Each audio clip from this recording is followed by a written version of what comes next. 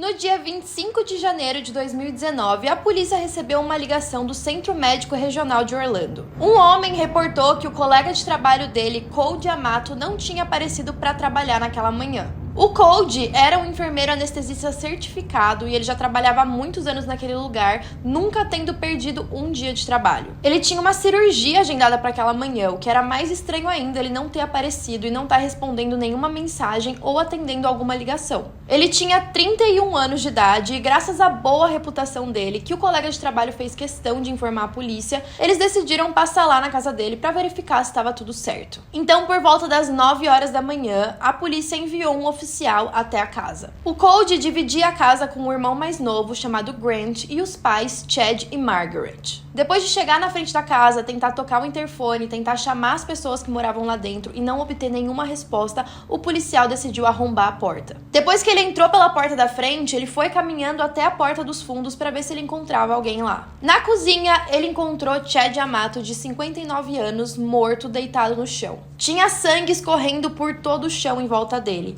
Conforme o policial continuou andando, ele encontrou o Cody. O Cody estava deitado em posição fetal na despensa da casa, ainda usando as roupas dele de enfermeiro. Margaret Amato, de 61 anos, foi encontrada morta dentro do escritório. Ela estava sentada na mesa de frente para o computador e ela estava deitada com a cabeça no teclado. Foi determinado que ela foi a primeira a morrer naquele dia, com um tiro atrás da cabeça dela. Logo depois, quando Chad chegou em casa, ele também levou 2 tiros na cabeça, parando na cozinha. O Cody foi o último a falecer, também com um tiro na cabeça. Tanto o irmão mais velho, Jason, quanto o irmão mais novo, Grant, não estavam em casa. Olhando por cima naquela cena, parecia muito que o Cody tinha matado os pais e depois tirado a própria vida. No dia 26 de janeiro de 2019, o Grant, o irmão mais novo, foi encontrado e aceitou sentar para uma entrevista. Ele disse para as autoridades que tinha saído de casa mais tarde naquela noite, por volta das 9h30. Ele disse que tinha acontecido uma briga lá e ele tinha uma entrevista de emprego no dia seguinte, então ele decidiu sair de casa para passar uma noite mais tranquila e se preparar para essa entrevista. Mas o que aconteceu? Bem-vindos a mais um vídeo do canal. Se vocês gostam de conteúdo assustador, bizarro e misterioso, vocês estão no lugar certo. Toda semana tem pelo menos 2 vídeos longos, todo dia tem vídeo curto, então tem muito conteúdo para vocês. Não se esqueçam de me ajudar aqui no canal, deixando o like, comentando temas que vocês querem ver aqui e se inscrevendo para me ajudar com o engajamento. Eu vou pedir desculpas para vocês com antecedência, porque tá tendo uma obra aqui perto de casa e tá fazendo muito barulho e eu só consigo gravar nesse horário, então talvez tenha uns sonzinhos chatos de fundo. Mas sem mais enrolação, bora pra história.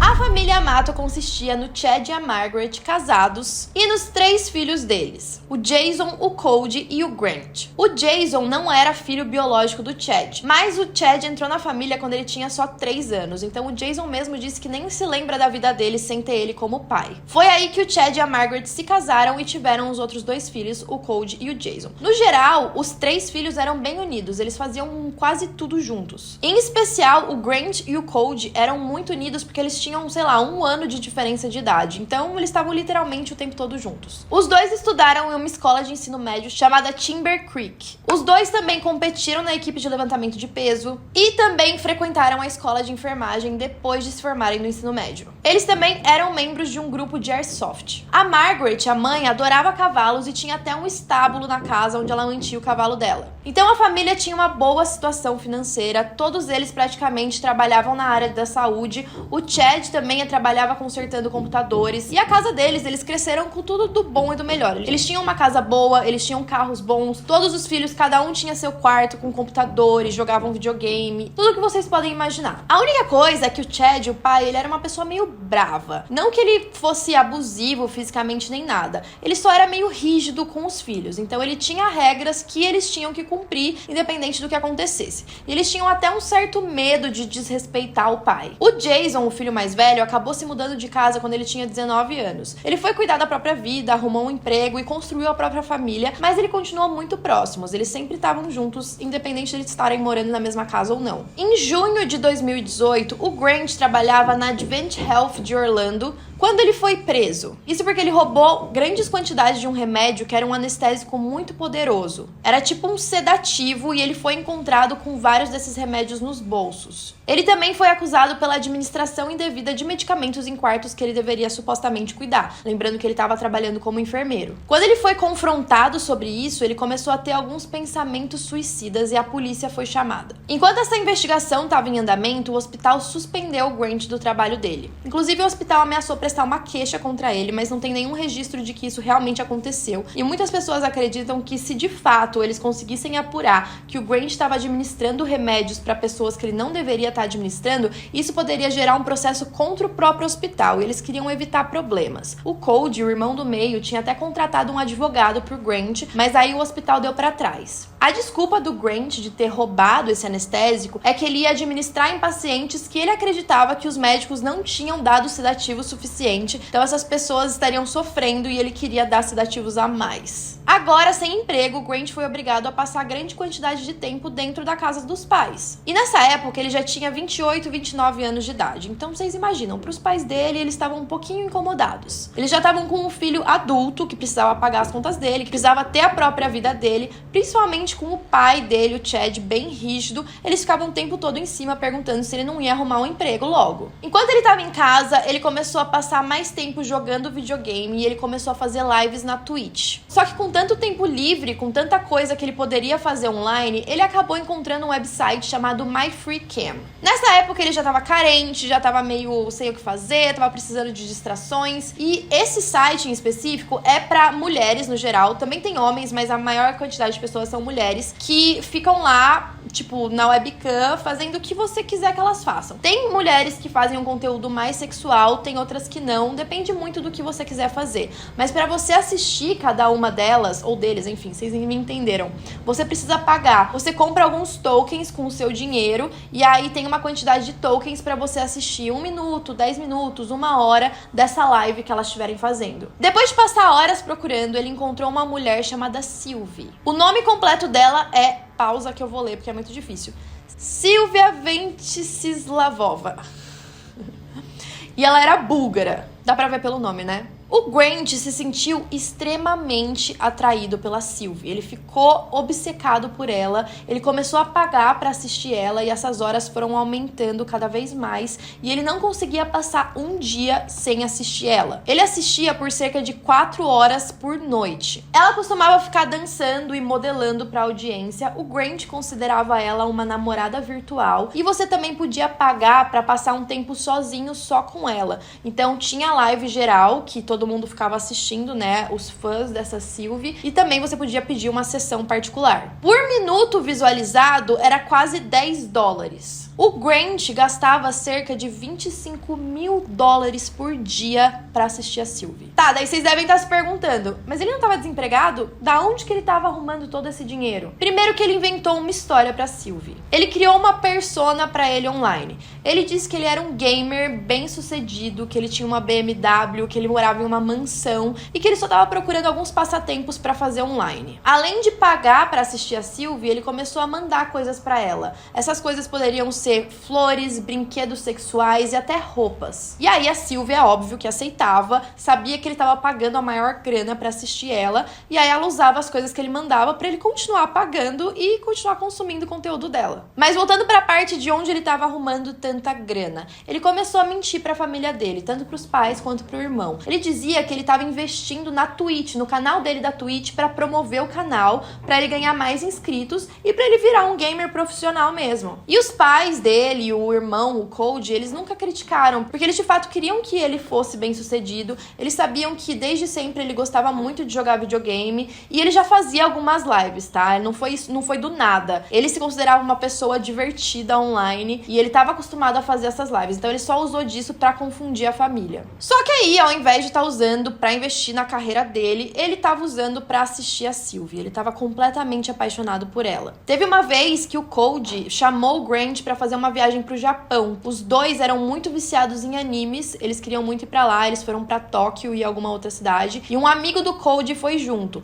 O Grant, que não tinha dinheiro, foi bancado pelo irmão e eles foram pra lá. Só que aí aconteceu um pequeno incidente nessa viagem. Teve um dia que o Cody e o amigo estavam saindo pra, enfim, passear, turistar lá no Japão, e o Grant falou que ele não tava se sentindo muito bem, que ele ia ficar pra trás, mas que eles podiam ir sem ele. De repente, o amigo do Cody recebeu uma ligação dos pais perguntando por que ele tava gastando tanto dinheiro. Tinham 3 cobranças de $600 cada no cartão dele. A primeira tinha caído, as outras 2 foram recusadas. E aí eles foram descobrir que o Grant tinha roubado o cartão de crédito dele e tinha ido pra uma lan house no Japão pra ficar assistindo a Sylvie. Então vocês já estão vendo que o nível de obsessão dele e de paixão por essa mulher tava saindo muito do controle. Quando o dinheiro das pessoas mais próximas dele não for o suficiente, o Grant também começou a roubar da tia e da avó. Ele tinha um jeito de hackear as contas bancárias delas. Então ele usava o cartão de crédito, hackeava a conta e ia pegando dinheiro de todo mundo pra sustentar esse vício de assistir a Sylvie. Ao todo, os investigadores acreditam que ele tenha roubado $200 mil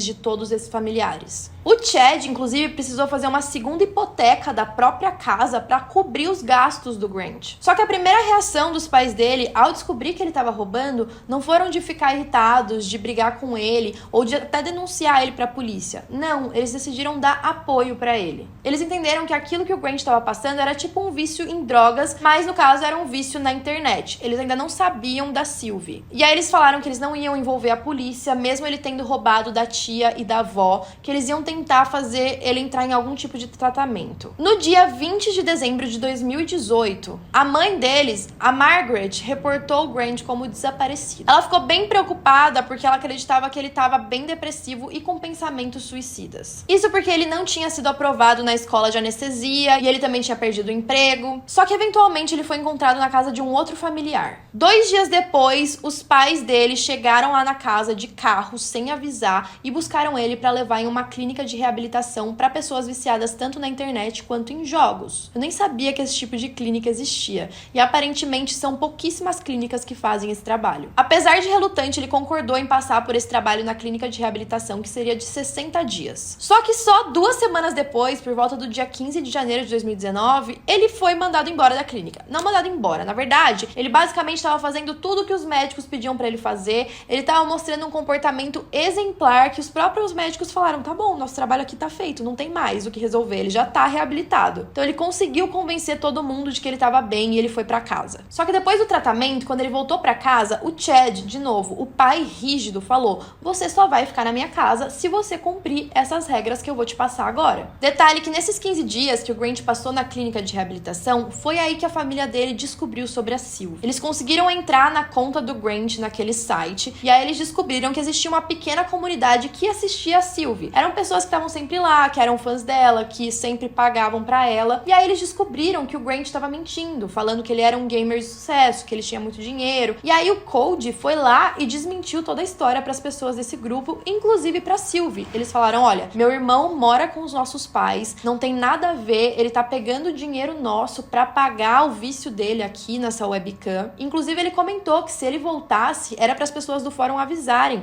porque isso não estava sendo saudável pra ele, e muito menos pra família. E a Sylvie não quis muito mais saber do Grant depois disso, então vocês imaginam como ele ficou quando ele voltou pra casa. Na casa dos pais, caso ele quisesse ficar lá, ele precisaria ficar sem celular, ele teria que ver um terapeuta, precisaria arrumar um emprego, seria totalmente responsável pelas próprias dívidas e não poderia mais passar horas e horas online, muito menos conversando com a Sylvie. E o Chad deixou claro que se ele tentasse entrar em contato com a Sylvie de novo, ele ia ser expulso de casa. Ele escreveu tudo isso em tipo uma nota, um bilhete, uma página assim, entregou pro Grant. Em uma das partes ele dizia, você escolheu uma completa estranha acima da sua família. É claro que nessa noite eles tiveram uma briga gigantesca. O Grant não queria tudo aquilo, ele queria continuar com a paixão dele pela Sylvie, ele queria continuar vendo ela. Como que ele ia fazer? Ela morava na Bulgária, ele morava nos Estados Unidos, eles precisavam se ver de alguma forma, com os pais proibindo, ele sem emprego, sem dinheiro, qual alternativa ele tinha? Depois que a polícia encontrou os corpos, eles foram atrás das 2 pessoas que não estavam presentes na casa e que eram membros próximos da família, ou seja,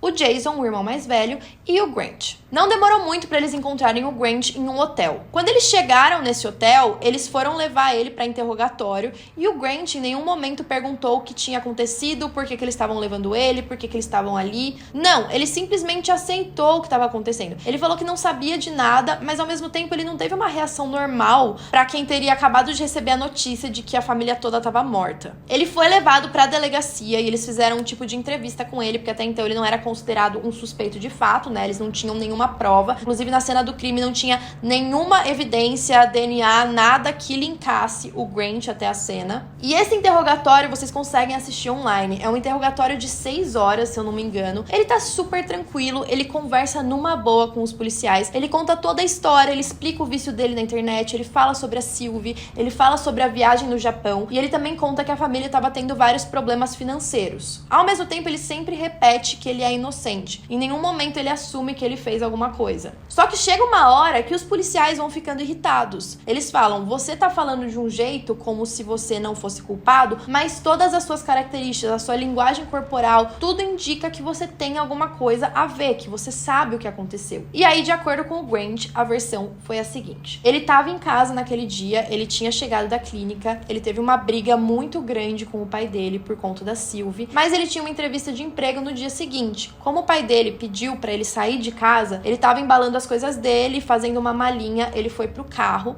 e ele tava com o celular, mas o celular não tava funcionando porque ele tinha sido proibido de usar o celular. Ele disse que o Cody emprestou o cartão de crédito pra ele conseguir sobreviver na rua, já que ele não ia ter mais casa. Então ele saiu de casa por volta das 9h30 da noite e aí ele ficou andando de carro por um tempo até ele parar no estacionamento de uma loja e ele disse ter dormido no carro e no dia seguinte acordado, ido pra uma loja de telefone pra ver se ele conseguia fazer o celular voltar a funcionar, coisa que ele não conseguiu porque a mulher que tava atendendo disse que a linha telefônica tava no nome do pai dele, então ele só conseguiria fazer alguma coisa se o pai fosse até lá e depois ele teria ido pra entrevista de emprego. Como ele tava sem casa, ao invés de voltar pra casa dele, ele tinha ido pro hotel. Ele também falou de um jeito que ele acreditava que o Cody tinha matado os pais e depois tirado a própria vida, mas o motivo não saberíamos. E aí, durante o interrogatório, um dos detetives começa a mostrar pra ele as cenas dos corpos. Inclusive, vocês acham essas fotos online, eu não recomendo, nunca coloco aqui, fica por conta de vocês. Mas aí ela mostrou a primeira foto do pai dele e falou, você saiu de casa deixando seu pai assim? E depois a da mãe. E a sua mãe, assim você saiu de casa? Seu irmão, você saiu de casa deixando os 3 desse jeito? E o Grant não responde, ele olha pra baixo, ele coloca a mão no rosto, ele parece estar abalado, mas ele não fala nada e continua falando da inocência dele. I left the house later than what I had said.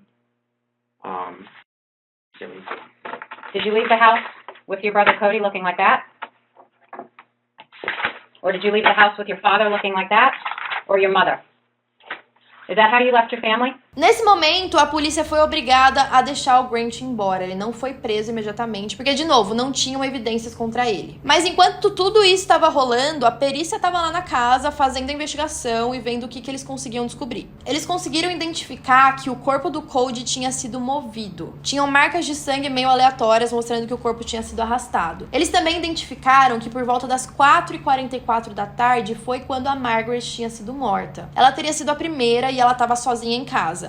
Eles sabem desse horário porque às 4h44 foi a hora que o computador parou de ter qualquer ação. E, de novo, ela estava no escritório, ela morreu ali com a cabeça no teclado. E, de acordo com o endereço de IP, eu não sei como eles fazem essa análise do computador, mas eles perceberam que ela parou de mexer às 4h44. Então, provavelmente foi essa hora que tudo começou. Depois, cerca de 5h30 da tarde, o Chad teria chegado em casa e foi aí que o Grant atirou nele de novo e aí ele morreu na cozinha. Só que o Cody só chegou em casa depois do plantão dele por volta das 9h30 da noite. Então dá pra perceber que esse crime todo se arrastou por bastante tempo. Depois que o Grant terminou todo esse serviço dentro da casa, ele se preocupou em limpar e tentar deixar tudo aquilo parecendo como se o irmão fosse o culpado. Ele até escreveu um bilhete como se o irmão estivesse pedindo desculpas e falando que tudo ia ficar bem e explicando o que tinha acontecido. O Jason, o irmão mais velho, também foi uma pessoa que foi até o interrogatório do Grant pra perguntar o que tinha acontecido. Ele tava muito perdido, ele não tava bravo, ele só queria respostas. Então ele sentou lá e ele falou: eu preciso saber o que aconteceu, você precisa me falar, toda a nossa família tá morta, só sobrou a gente. Ele parecia bem desesperado, eu não consigo nem imaginar o que ele tava pensando, se ele queria acreditar que o irmão dele tinha feito aquilo, se ele não queria. E aí a perícia conseguiu encontrar umas luvas que tinham um pouquinho de pólvora da arma. Eles também determinaram que a arma que foi usada pra matar a família não tava dentro da casa, era uma arma que eles não tinham, então alguém tinha levado essa arma embora. Outra coisa da cena do crime é que depois que eles foram mortos, a porta foi fechada. Só que se o Cody tinha sido o culpado, como que ele fechou a porta? Porque assim,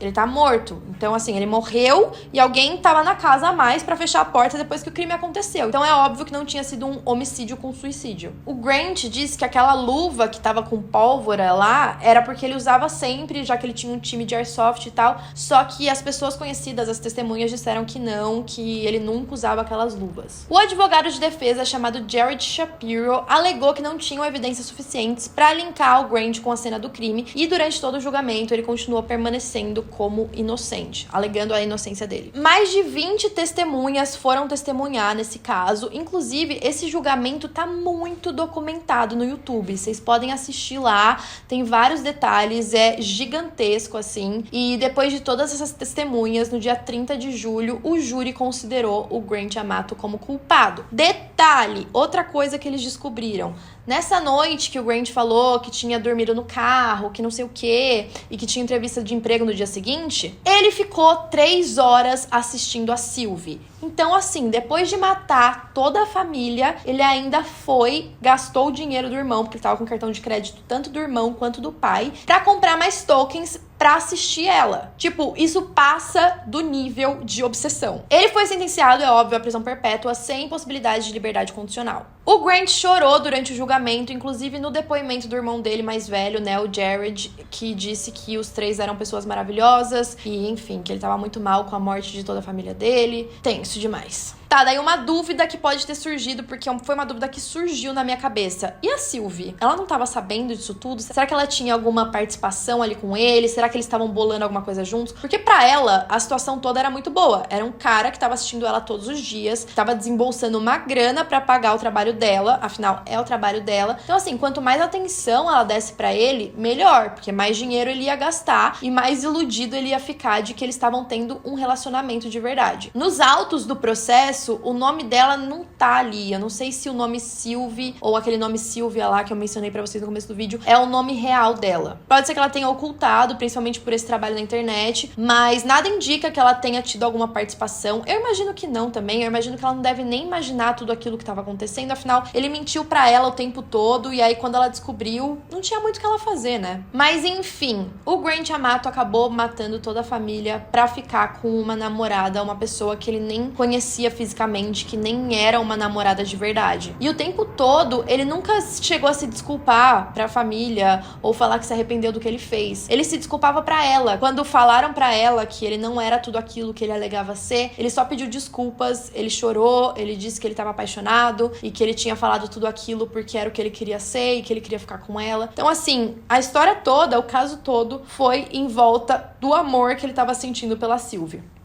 Amor, né? Bom, esse caso é muito triste, eu não consigo nem acreditar que 3 pessoas perderam a vida por alguém que criou uma ilusão na própria cabeça, que se tornou uma obsessão a ponto dele nem conseguir enxergar o que ele estava fazendo. Ou conseguir enxergar, né? Enfim. Quero muito saber o que vocês acharam, comentem aqui e até a próxima.